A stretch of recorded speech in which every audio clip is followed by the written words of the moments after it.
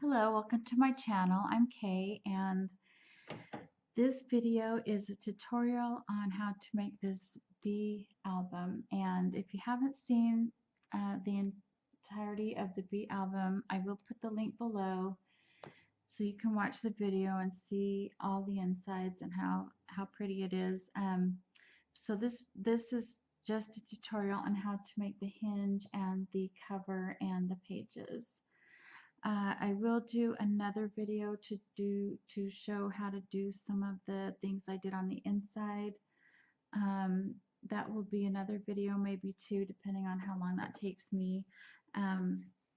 Now, this album is 6.5 by 7 5/8, and so uh, it has a 3 7/8 inch spine, so it's pretty bulky, pretty hefty here. So I don't need another album that size right now. So I'm making another album that is pretty much the same. It's just a smidget shorter, and it's the same width, but I'm using a 3-inch spine, so it's 7/8 inch, almost an inch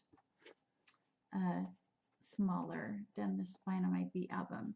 All the measurements that I will give you will be for the bee album as it is here, okay, with the 3 7/8 inch spine and the same height. So all the measurements I give you will be for this album. I was showing you with this album, but the measurements are for this album. So hopefully that won't be confusing. Also, I am a really slow, clumsy crafter, so rather than watching you watch me make this album cover, I put a link below to a really good tutorial by Lori of LM's Crafty Creations. She does an excellent video on how to do an album cover and the hinges, and so I recommend that you watch that, and once I will tell you at what point in the video that you need to pause my video and go to hers and watch how to make your album cover, and then come back and get the rest. I will be doing the hinge with you since the hinge is going to be a little bit different than her hinge, but so anyway, once you've gotten the measurements and everything, you can go and make the album cover up to this point. Don't put anything on the inside. This is just wrapped with the chipboard, and then once you get to this point, then come back to mine, and because we're going to be doing ours just a little bit different because we are doing a floating hinge, so we've got to do a little bit different. So let me give you the measurements now. So the measurements are, you're going to cut 2 of that medium weight sturdy chipboard at, I don't know if you can see this, 6.5 by 7 5/8. So that's 2 at 6.5 by 7 5/8. 7 5/8 is the height of the book, or how tall it is. Then the spine is 3 7/8 wide by 7 5/8 tall. So you should be able to get all 3 pieces out of 2 chipboard, okay? If you cut one at 7 5/8 and then set what's left aside, and then cut this by 6.5, and then take the piece you set aside and cut it at 3 7/8, you'll get those 2 pieces out of one chipboard, and then you'll have to cut this one out of another chipboard. Okay, so once you've covered, oh, let me just mention on the cardstock, you want a really nice heavy-duty cardstock. I use the Artisan cardstock that I buy from Country Craft Creations. I just feel like it's a really flexible yet sturdy textures, and I've never had a problem with my corners ripping, or I've never had a problem with the sturdiness of an album. So that's what I recommend.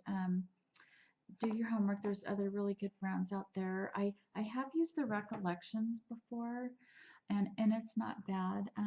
I feel like I have to, I use a Tyvek envelope on this spine around the edges here so that to make it more sturdy. So if you don't have access to anything but maybe a lighter weight cardstock, maybe try putting the Tyvek envelope, just covering your paper from here to here and here to here before you cover it onto the chipboard. And I think that will help give you a sturdier spine too. So if you don't have access to the good stuff, which I know sometimes it's hard to get. Okay, so now you're back, you've got your album cover, so we're going to set that aside, and then we're going to make this floating hinge. So so it floats from the part that's attached to the spine right here. So this is what we're going to make. So if you watched Lori's video all the way through, you saw how she made her hinge. And basically we're starting out the exact same way. And so she showed you how she has the edges here, which I call them wings. Okay, so she did 1.5 inches.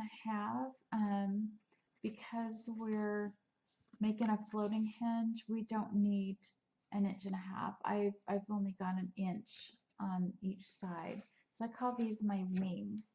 And so what I mean by that is, here's the hinge here that we're going to be making, and so here's my wings here. And typically in an album, if you're not doing a floating hinge, you're just doing the hinge like it is right now, then you would attach it to the album like this right now. But we're not going to do that. So we're going to do it just a little bit different. So we're going to score, hang on. So you've got my wings here, and then you've got your first gusset here next to the wing, and your last gusset next to this wing. And then you're going to have where the X's are where the hinges are. And the space in between is the gusset. Okay, so I'm going to give you the score measurements, and so you're going to get my scoreboard here. So you're going to place your paper here. Now your paper is going to measure, this is just a sample, okay, to show you where everything is placed, to give you a better understanding of the hinge. But actually you're going to be cutting it this tall, which is our album cover is 7 5/8. I like to have my hinges just a little bit shorter, so this will be just shy of 7 3/8. In other words, measure 7 3/8 and then just cut this tiniest of sliver off. Now the reason I do that is because my pages are going to be 7 3/8.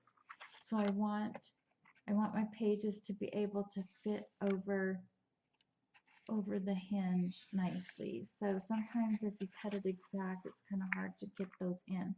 So I just cut mine at 7 3/8 and then just cut a little teeny sliver off just to make it a little bit shorter. And I do that with the rest of these papers. So when I say 7 3/8, you're actually cutting it just shy of 7 3/8. Okay. I don't even know if I did, just barely a 1/16 of an inch. So not very much. So this is our sample here, and so you're going to score, let me get my score measurements. You're going to score at 1 inch, at 1 5/8, 2 1/8, 2 5/8. You know what, I'm going to I'm going to zoom in so you can just see that better. Oh, that's better. Okay, so we got 1 inch, 1 5/8, 2 1/8, 2 5/8, 3 1/4, 4 1/4. That's not right. Hang on a second. 3 1/4.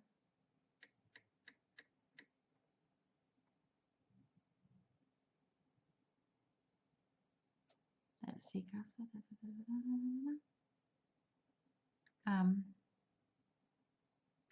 hang on just a second. Let me 3 1/4.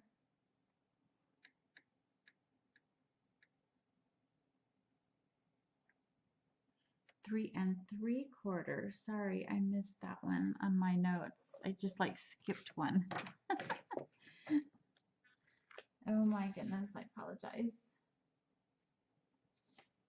Okay. Yeah, so 3 1/4, 3 3/4.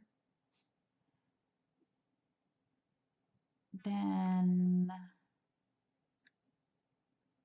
let me just make sure this is right. Then 4 1/4. Then 4 7/8. 5 3/8. 5 7/8. 6 1/2. 7 7 1/2. 8 1/8. 8 5/8. 9 1/8. And 9 3/4. So those are your score measurements, okay? So again, I'm going to go through that one more time. So it's 1 inch, 1 5/8, 2 1/8, 2 5/8, 3 1/4, 3 3/4, 4 1/4, 4 7/8, 5 3/8, 5 7/8, 6 1/2, 7 7 1/2, 8 1/8, 8 5/8, 9 1/8, and 9 3/4. Okay, and your paper is 10 3/4, so you're going to have 1 inch on each side. All right, so if you're not familiar with 1/8 inch measurements on this Martha Stewart punch board or scoreboard, the 1/8 inch marks are the blue lines, and so every groove on the board is 1/8 of an inch. So it goes 1/8 of an inch to 1/8 of an inch to 1/8 of an inch to 1/8 of an inch. Okay, so all the blue lines are the 1/8 inch marks. The black lines are either 1 inch, 1/4 inch, 1/2 inch, 3/4 inch to the next inch. Okay, so if you're not familiar with measuring eighths, for example, if I say 2 1/8, then the first blue line is going to be 2 1/8. So if you want to know, if you're confused about what 2 5/8 is, just start from 2 and count 5. 1 2 3 4 5. That's 2 5/8. Okay. If you want 3/8, start from 2 and go 1 2 3. That's 3/8. So that's how you can tell your 1/8 inch markings. So if I was to say 4 7/8, it'd be 4, and then I would go 1 2 3 4 5 6 7, and that would be 4 7/8. Now the reason I explain that, because some of you are thinking, geez, I'm not, I know what I'm talking about. If you're not familiar with inches, okay, maybe you're from somewhere else and you do something else. And I do have a couple friends that are always asking me, where's the 4 7/8? So I'm just explaining it for those of you who just don't really want to think about it ever, and so I'm explaining that to you. So anyway, now we got that out of the way, so now it's time to fold our paper. And so I feel like, and I know Laura explained a little bit in her video, but so what we're going to do is we have the wings on the ends, and then we have this gusset, and then we have the hinges here, and we need to fold these together.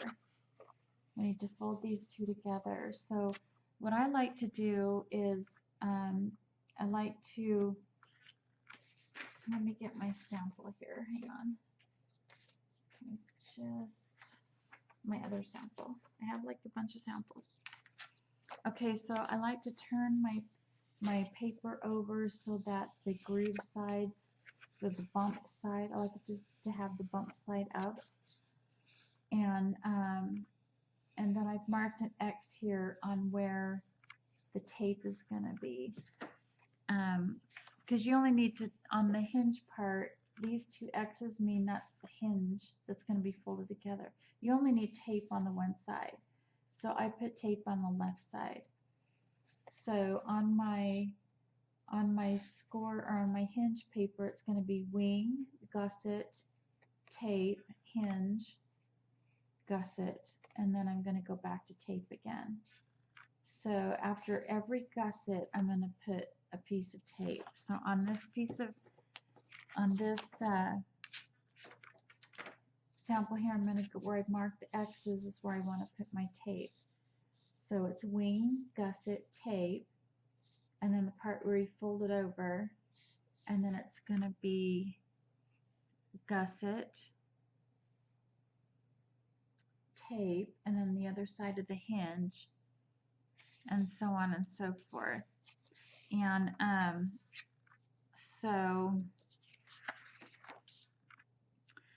you're just going to take some score tape and put it on every X, so on your paper, so you don't mark your gussets on your scoreboard. That's going to be showing. This is just a sample to help you kind of understand what you're doing. So you're only gonna, if you want to mark where you put your tape, you can do that. It will never show. So so anyway, when I put my tape on, and this is just a little skinny sample, so I'm not wasting all my tape. So then I put the tape on the X here, and then I am going to fold it over like so, and then I'm going to fold this back, kind of like accordion style. And then I'm going to take tape and put it on my other X here.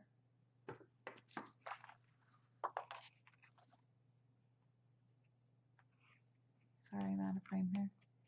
Put it on my other X here. Alright, I know there's little tools to pick up that paper. I just have never gotten one. Let me burnish that down better. Maybe I can pick it up. I usually don't have a problem with my nails, but I'm having a problem today since I'm doing a video. Okay, so folding this over and then folding it back. Okay. And so now you're going to have two, if you turn it back over, now you've got your little hinges where your pages slide over. So so that's how you do that. You just keep adding the tape, folding it this way, and then folding it back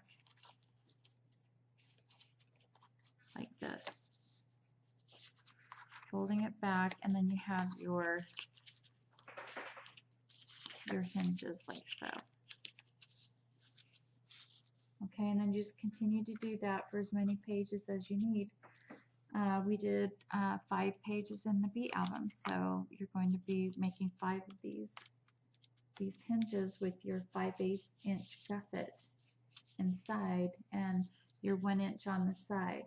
Now on this score line here, where we did 1 inch and then at the end there's an inch, don't fold those score lines, okay? In fact, if I was doing just a regular hinge like this, I wouldn't even score there. I would just skip past my first gusset. And the reason for that is when I put my if I put my hinge on like so, I just like to have the tape on it and then to get it down into here, into this groove, and I don't want that score line. That score line there's just no need for that score line there. Okay, it just goes up against the edge of your chipboard piece of your spine. But we're doing a floating hinge, and so you will end up burnishing it, but not yet. So once you've taped all your pieces and folded them over with the tape, then you're going to have something that looks like this on the other side. And what I do is I like to burnish both ways. That just starts making the hinges flexible so it's easier to turn the pages. But you know, it's better to do this before it's in your book than after, or before your pages are on.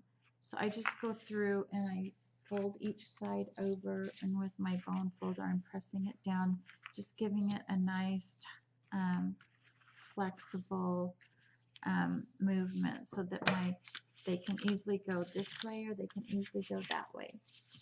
So when I do this, however, sometimes I tend to stretch my paper out. So theoretically speaking, this should only be 3 inches. I'm sorry, 3 inches from mine, because this is what I'm doing for my book. It should only be 3 7/8. Okay, or I'm sorry, 3 3/4. 3 3/4 should be the size of what your hinge is. That is why in the instruction I told you to cut a chipboard that's 3 7/8, because when I burnish these down, I tend to stretch out my paper, and I need that extra 1/8 of an inch to put my hinge on the spine. And it doesn't hurt it to be just slightly bigger. It will hurt it if it's smaller. Then you have to kind of do this over again and make it a little smaller, make these score lines a little shorter. You've got your so once you've got your piece all burnished and folded out with your bone folder, then we're going to make the floating hinge part. And oh, I'm sorry, before you do that, let me show you. Like I said, if you were doing a regular hinge, I wouldn't even bother with these edge score lines, because these score lines right here that go on the edge of your chipboard here. The reason if I'm doing the wings, I just want to burnish it in.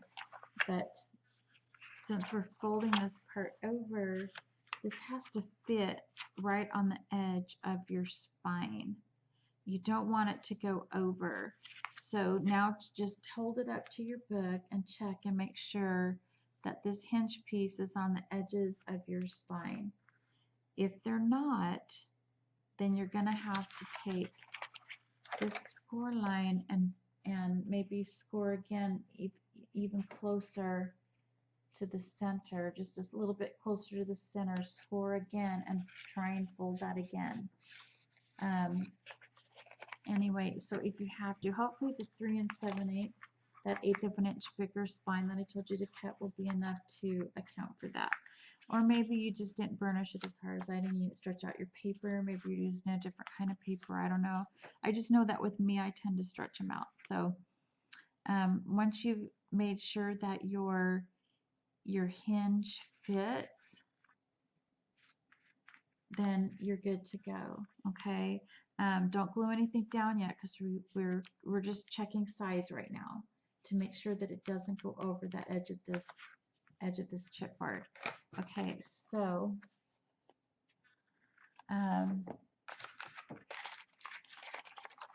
so now we're going to take a piece that is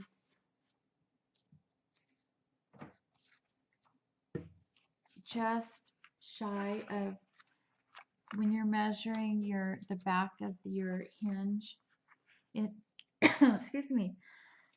Oh, excuse me. It should measure approximately 3 3/4. So you're going to cut a piece that is just shy of 7 3/8, because remember we cut ours just shy of 7 3/8, just a sliver off. I am so sorry. So we're going to cut this the same height, this piece of paper, and this is just a white piece of paper. I'm using just a lighter weight cardstock for this piece because I don't want it to be super, I want it to be still be a little flexible. And then I cut it just shy of 3 3/4. Okay, so that'll fit in between the score lines. You do not want it to go anywhere near those score lines. You're going to need that to be able to move. So once you've cut your piece of paper to fit, then you're going to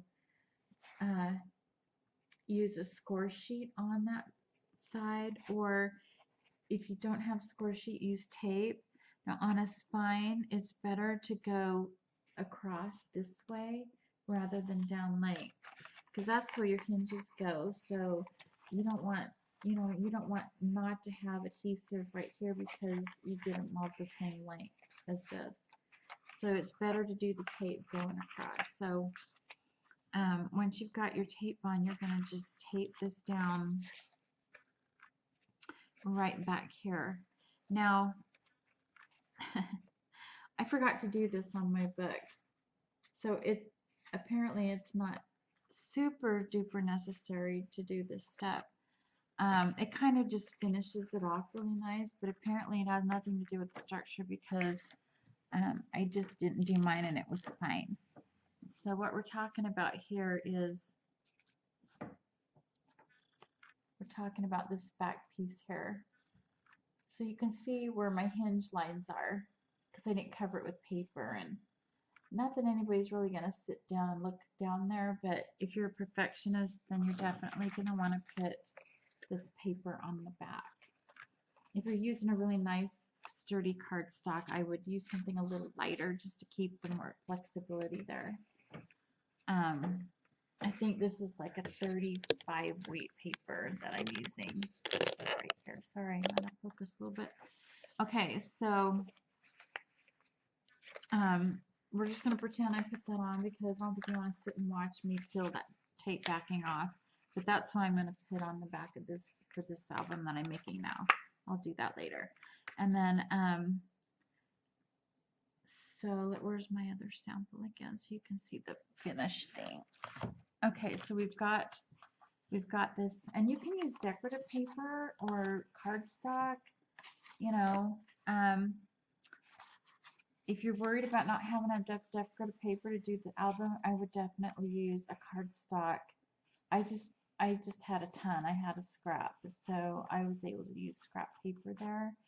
But you could use the blue paper that we're going to eventually be using for our inside cover.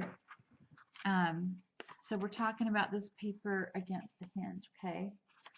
So now we've got that glued on. I'm just doing mine in white. You've got it not glued down, but you've got it taped down like this, and now you have the hinge still like this.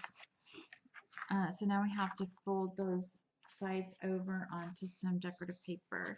And again, if you don't want to use decorative paper, you could use the blue cardstock that we're going to be using on the inside cover with, like, really pretty. You don't really see it. So let me hold this up again. Okay, so when you're looking through the book, you know, yeah, I guess if you're really looking, you're going to see the paper, but not really. So if you even want to use white cardstock, again, that's fine too. If you just want to keep it white in there, you could use the blue, any kind of decorative scrap you have left. You feel free to use. So, excuse me. I'm so sorry. So on this hinge here, and I am running out of time, so I do the whole thing, but like I said, slow crafter. Okay, so this is the side this is the side I want to show the polka dots on my album that I'm doing now. And so this is the side that's going to be adhered to the spine. So what we're going to do is we're going to stick this back here, and we're gonna glue here and fold that over, making sure everything's lined up. And then I'm gonna glue here and fold that over. And this is what it will look like. Okay. And then this is what it'll look like this way. And then this is what it'll look like. So that polka dot paper will show this part is loose. There's no adhesive or tape or glue here. It's all on the back here. Or that's where it's gonna be. So the only thing that we glued down were these little flaps over the decorative paper. That's the only thing we glued down. Okay, so now you're maybe thinking, okay, well, if you do this with the wings, you know, all that's covered up, and then you put your inside cover on. Because we're folding it over, yeah, this can't be showing like that. We don't want that. It's not going to make the book pretty. So you're going to need to cut a piece of paper.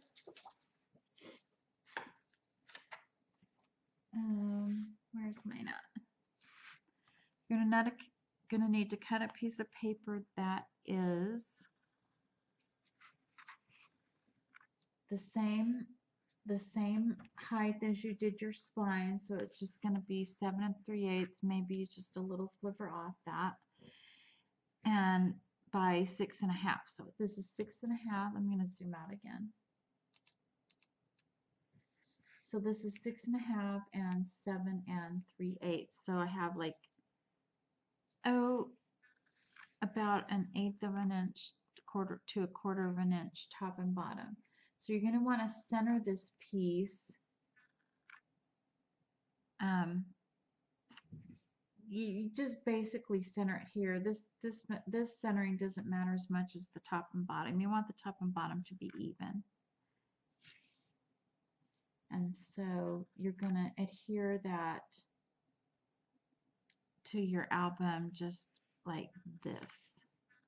And so I am going to go ahead and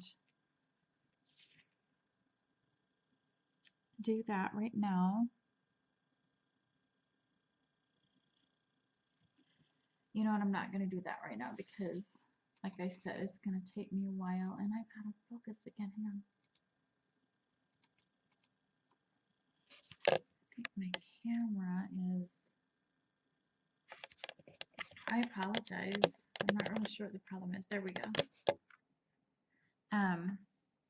Yeah, so you're going to adhere that with, okay, you're going to adhere it with, I just used a score sheet, leftover score sheet, so I've got a piece of tape here and score sheet here, and so you want this completely covered, and then place it here like that, and then you're going to fold it. You're going to, you know, take your bone folder and get in those creases there so that you're just work it ever, kind of like how you did your album cover. You just want to work that in there really nice. Okay, so then once that's on, then you can put your floating hinge on that you've already put together. So your floating hinge is going to go right there in the middle of that chipboard, and you're going to line up this piece with this piece here. So just make sure everything's lined up top and bottom, and then centered left and right onto the chipboard. And so that's what you're going to have when you're done, when everything's glued together.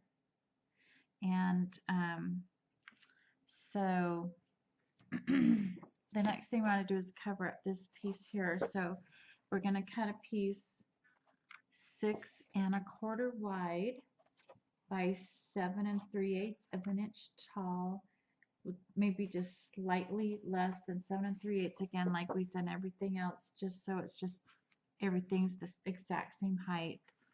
And then you're just going to put that right there.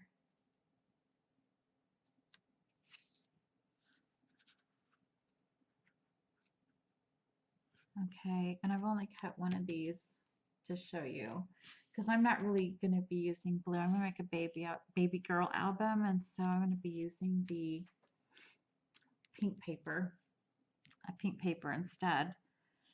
But I just wanted to show you the blue just so you could know that that's what I did. And the paper that I used is discontinued. I went back to go get more and get none of it. So this is my cardstock in the soft blue. It's kind of has a glimmer or a shiny on one side, but I'm going to be using the flat side. Okay. It just has more of that gray tone that was in the book. This is a brighter blue than what I used, but it still matches really pretty with the paper. So it's my cardstock, which I believe is made by My Mind's Eye, right? And then it's soft blue is the name of the paper. And I think Country Craft Creations has that as well. So you can get your paper there. Okay, just pretend this one's the right size. So you're going to have this, and you're going to have your little gusset pieces, which are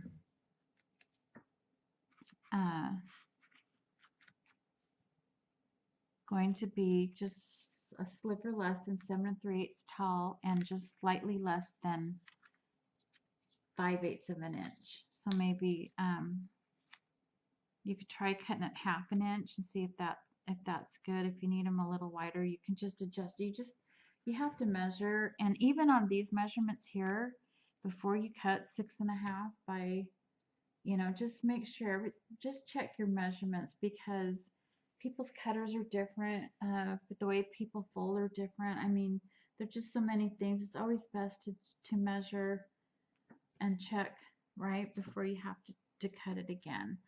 So anyway, and on mine, because I had to fold in my edges just a little bit more because they were hanging over the chipboard even still after I cut my chipboard a little bigger, I had to fold my sides in just a little bit more. So my 2 end gussets are going to be a little bit less than the 5/8. Okay, that's okay. It's not going to bother me. It ended up being the same way in my bee album, the first one I made. So it's just not that noticeable, and I had plenty of room in my album to have a little bit less of a gusset here. You've got that little extra space right here with the cover anyway. So that's it for the album. Once you've got to this point, yeah, just pretend this side's the same as this side. I messed up when I cut. I do that every now and then. Once you've got to this point, now you're done with your hinge and your album cover, and now we're going to do some pages. And I'm just going to set this aside, and when I come back with the next video, I will I'll have that all done, and you can see how I use the pink paper. So But now we're going to do some pages, and the pages, the base part of the pages is super simple.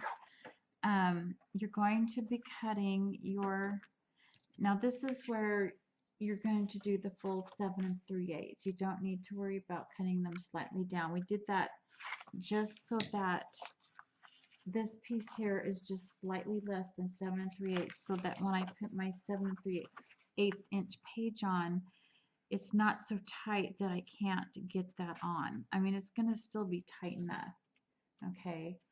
But it's just not going to be quite so tight that we're going to have to really pry this to get it on.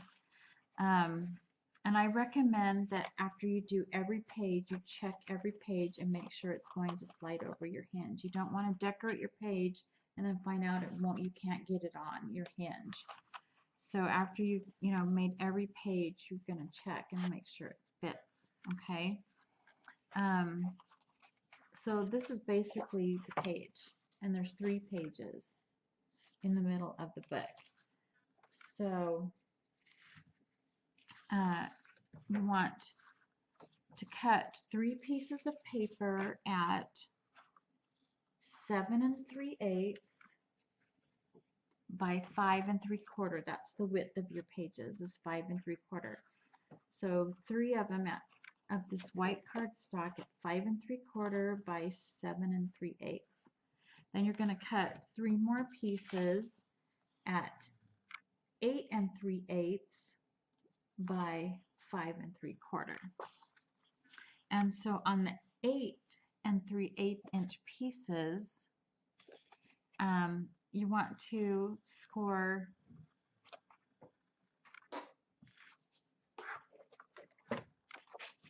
at 1/2 inch, and then you can flip it around and score at 1/2 inch again. So once you've scored that,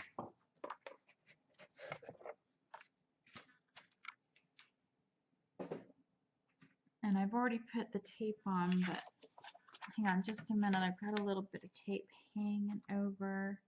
Usually when I do a 1/2 inch hinge on my folds and pages and pockets, I use the 3 inch tape in the middle of that 1/2 inch, but I'm still waiting for my 3/8 of an inch tape to come in the mail. And so I just realized I got a little bit of, what you do never want when you're putting these books together is little bits of, you might think it's not much tape sticking out, but oh boy, it'll give you problems later. So you just really want to avoid that. So I'm going to cut this off, and I'm out of cameras, but that's okay. You don't need to see me do that. Okay, so I'm folding this over, and I've already put the score tape on it, but usually I put it on after I fold. It's just easier for me to see where to put it. And okay, like I said, I've got a little sticky somewhere. Gotta get that off. Okay, and then we're gonna fold this side like this. And I like to just really get that down tight because it's easier to do without the tape on. That's, again, to burnish, it's easier for me to burnish it without the tape on than it is with it. But anyway, so you're going to take you've got your folded piece here, and then you're going to take this piece here, and it's just going to fit right over. Now sometimes when you fold it, you're going to lose a little bit of length, so if you have to cut this just a smidge smaller, you can.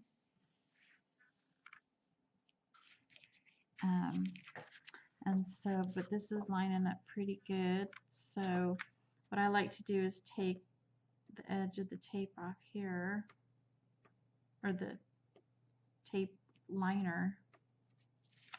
Oh my goodness, see, just because I'm filming, I'm having problems getting it off. There we go. I usually just take it about halfway up like this, and I fold the tape lining over so I can grab it later. And I'm going to line up this corner.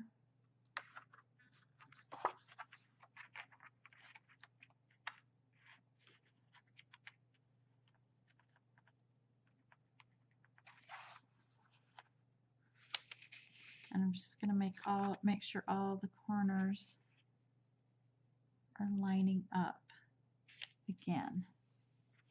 And they are. So now I'm going to hold this down and pull out that liner and push it down. And I'm going to do the same thing on this side.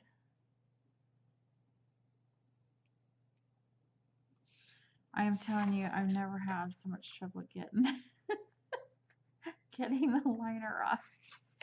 It's just for you. Okay. So now we're going to get this side.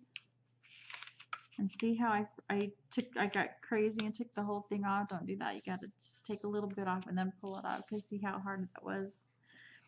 There we go. The whole thing wanted to stick when I didn't want it to stick. So it's better to take a little bit off and then get it on there and then slide the rest of this liner off. Okay, so I have 3 pages now, and in the next video I'll show you how to do all the fold outs and all that good stuff. But this is what you're going to start out with. And again, do not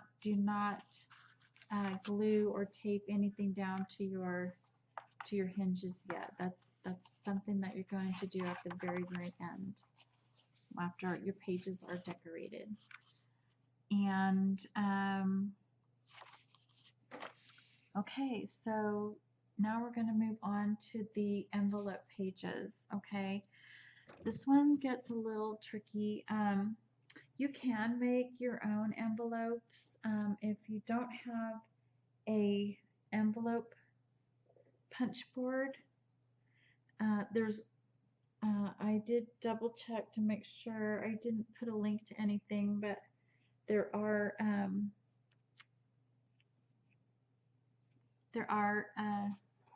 YouTube channels that show how to make your own envelopes. But I did use the envelope punch board, and there's also tutorials on how to do the envelope punch board if you lost your instructions or you just want to see it. So I'm not going to do that for you either, because it's already out there. Basically, I will tell you though that we're cutting an envelope to be 5.5. I know this is almost going to be impossible to see, but 5.5 by 7. It is the A7 size on your card size.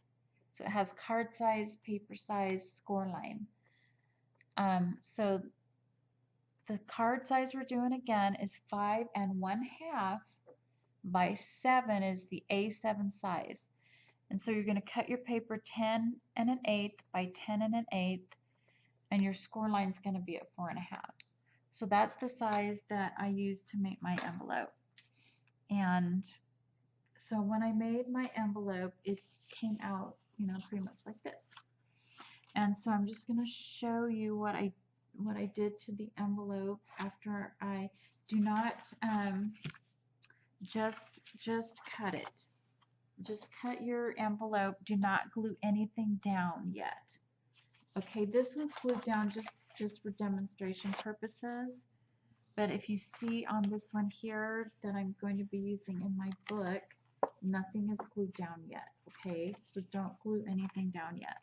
Just make your envelope, and then once you kind of put it together, then you're going to trim this part here. So this part here is the same as this. It looks the same. This rounded edge, pointy edge going all the way up and over. So I don't know if you can see here, I kept the piece that I cut off. So it looks like this. Now if you want to keep, some people like that. So if you want it like that, just don't cut it off. But what I did is I just took a pencil mark. Now it'll be easier to show you on this one. So I just marked here and here with the pencil where I want to cut it.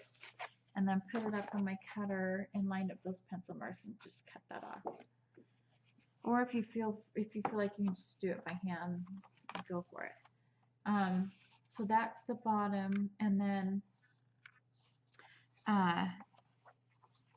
so then you have an envelope that I've added.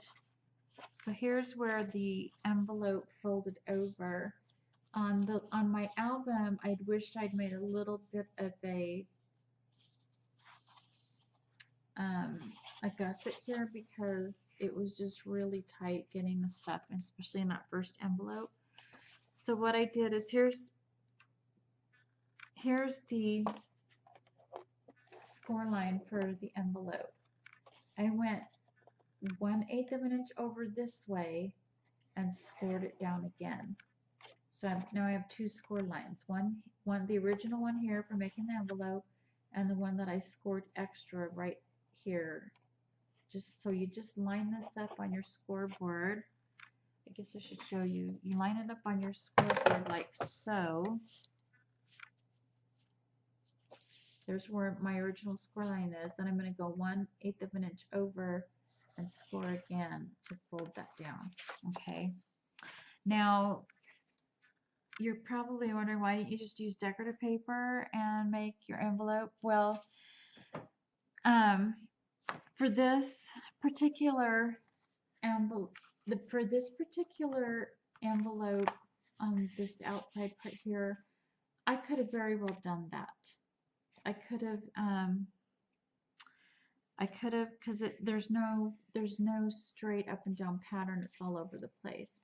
Now the back was the striped, so my striped would have been going diagonal, which really wouldn't have bothered me, but because I wanted to show you how I did it with the paper that I chose to do it with in this album here, and so I'm going to open this up so you can see.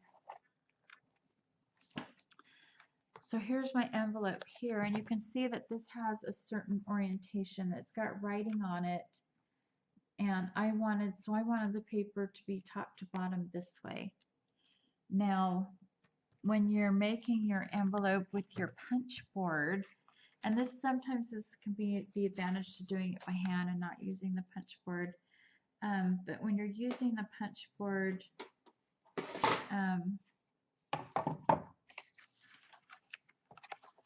and you're chopping your hinges, can you see how this is diagonal? I wanted my decorative paper to be top and bottom, so this would have been the top of my paper, this is the bottom of my paper, so now my decoration is angled like this, and I didn't want that. I wanted it to be top to bottom on my envelope, so all I did was and I'm showing you on this one here, all I did was trace it. Okay, so I'd hold up I'd hold up this part to the edge of my decorative paper, and then I traced around and cut it out. And it's better to trace a little big than to trace small, because then you can always, what I did is I would just go ahead and glue it on, and then cut around the edges any excess that was sticking out. So that's how I did that. Oh, and I should tell you that I inked all the edges in Vintage Photo. Not this, but my Bee album, I inked everything in Vintage Photo. So Tim Holtz. Let's see. So I traced all the edges. It's going to take about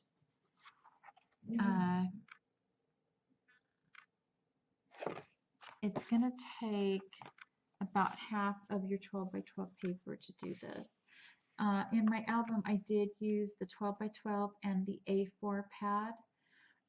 You don't have to use both. You can use one or the other for the whole thing. It's just going to take more of one or the other if that's what you choose to do. So anyway, I have my envelope, and then I traced my pieces. I have not glued anything on yet, because there's still a few things that we want to do.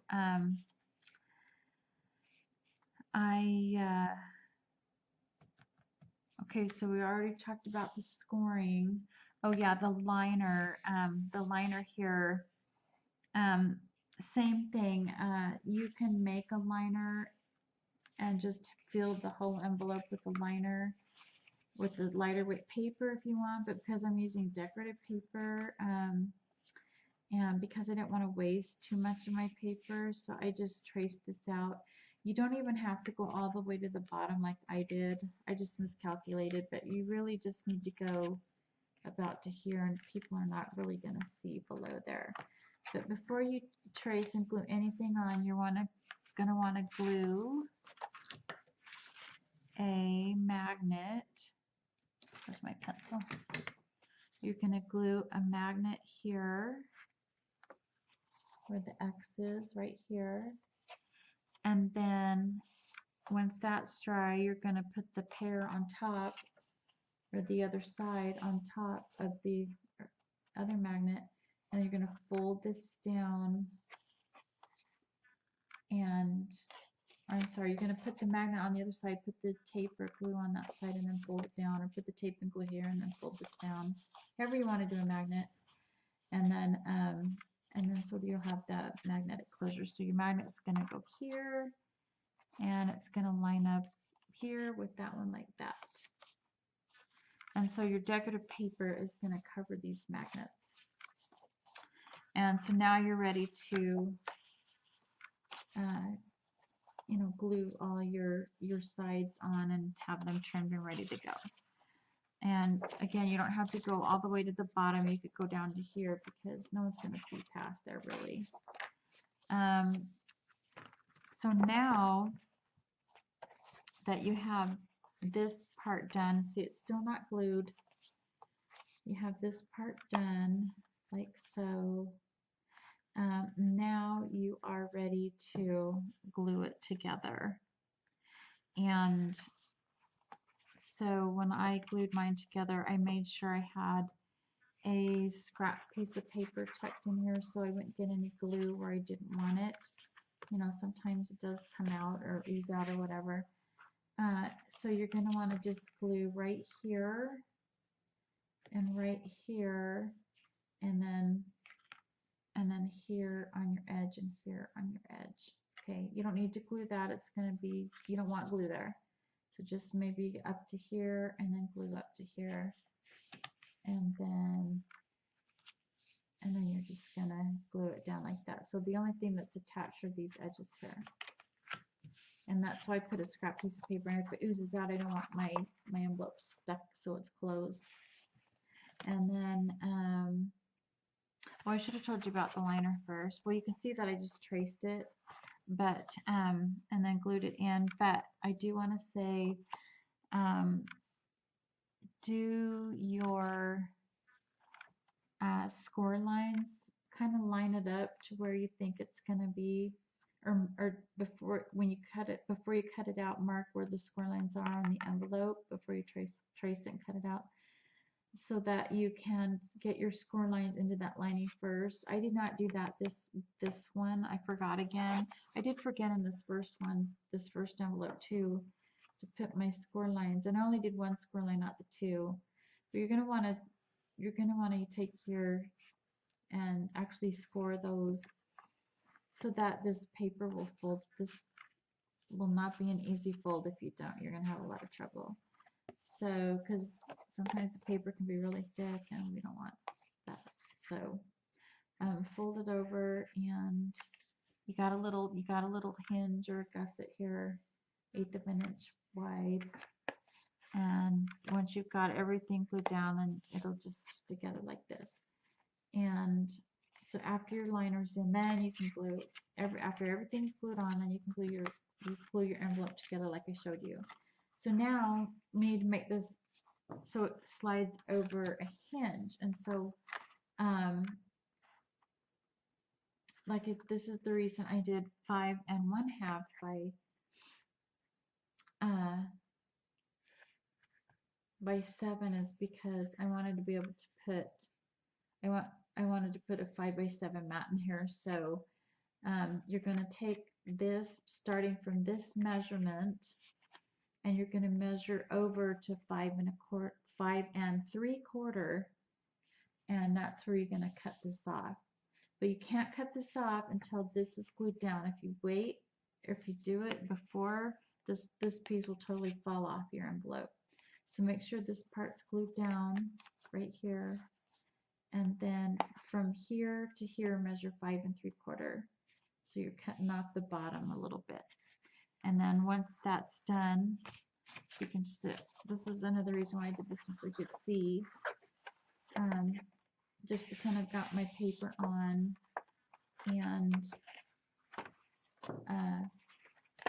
so then all I have to do is cut here, starting from here, 5 and 3/4. Now I have this opening to put on the hinge, like that. So on the first hinge, I put mine in the direction of this way, so where it opens out like that. And on this page, I just used different paper and did it this way. Okay, so one's facing this way, one's facing the other way. I think that's it on the envelope. I just wanted to show you what paper I used in case you're wondering. So I used this paper here for the first envelope. And like I said, I traced it out so I'd get that right orientation that I wanted. And I also traced the lining from the back side of that same paper. And on the second envelope of the book,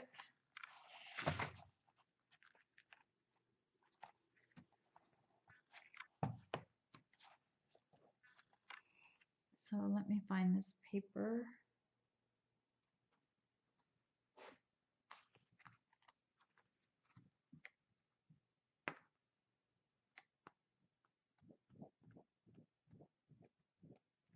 If I have any left, I might have used it all. You know what? I did use it all. I do believe that on this one I used the A4 pad instead of the 12 by 12 pad. So you know what? I will show you in the next video which paper I used for this. But I traced out that's one advantage of tracing out the envelopes too, is that you can get the piece you want. So I traced from this really pretty rose pattern here. I traced from there, and I'm not even sure if this is the same paper as this.